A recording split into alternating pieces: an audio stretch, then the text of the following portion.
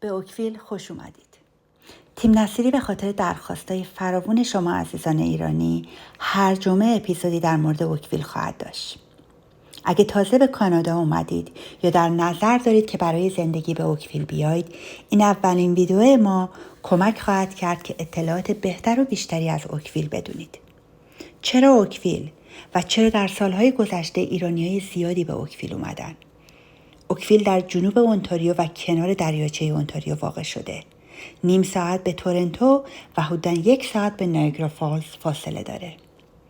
بر طبق مجله مانی سنس 2018 به نام بهترین مکان برای زندگی در اونتاریو و کانادا شناخته شده. جمعیت اوکویل تقریباً 210,000 نفر و یکی از زیباترین مکانها برای زندگی در کاناداست. همچنین به نام ثروتمندترین شهر کوچیک شناخته شده.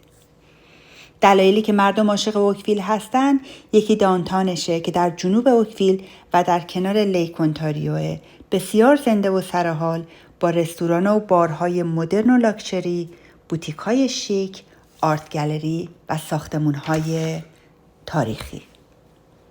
پارک‌های زیادی در اوکویل، حدوداً 200 تا پارکی که 31 از اونها کنار آبه، شامل پلیگراند، تنیس پارک، داگ پارک و پارک‌های دیگه. موقعیت مکانی بسیار خوبی داره، همونجور که گفتیم در کنار ساحل لیک اونتاریوه که اونو بسیار زیبا و دیدنی میکنه. 20 دقیقه تا فرودگاه فاصله داره و قابل دسترسی به اتوبان‌های 403، 407 و QW. همچنین با گو ترین از اوکویل فقط 20 دقیقه تا دانتان تورنتو یونیون استیشن فاصله است. فستیوال های زیادی در اوکویل انجام میشه که بیشترشون در تابستونه و محبوب ترین اونها جاز فستیوال، میدنایت مدنس، اوکویل فیلم فستیوال و ریپ فستیواله. همچنین گالف کورس های زیادی در اوکویل هست که مشهورترین اونها گل نبی گالف کورسی که توی کانادا مشهوره و پذیرای 25 تا مسابقات بزرگ بوده.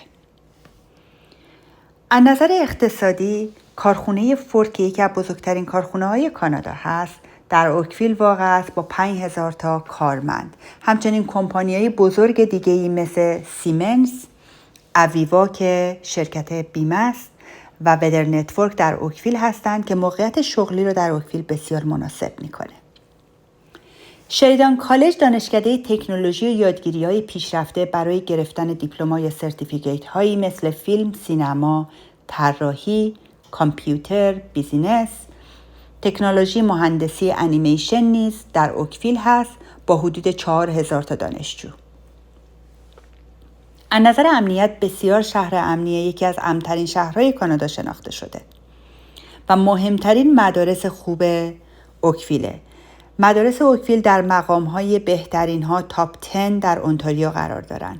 مدارس پابلیکش مثل ابی پارک، مثل اوکویل ترافالگار و مدارس خصوصیش مثل اپل بی کالج. اوکویل بسیار خونه‌های زیبا و جذابی داره، مردم با کلاسی داره و همچنین زندگی درجه 1 با کوالیتی بالا. اوکویل بسیار مناسب میکنه برای خانواده‌هایی با بچه‌های کوچیک‌تر یا برای زندگی با آرامش برای افراد مسن‌تر.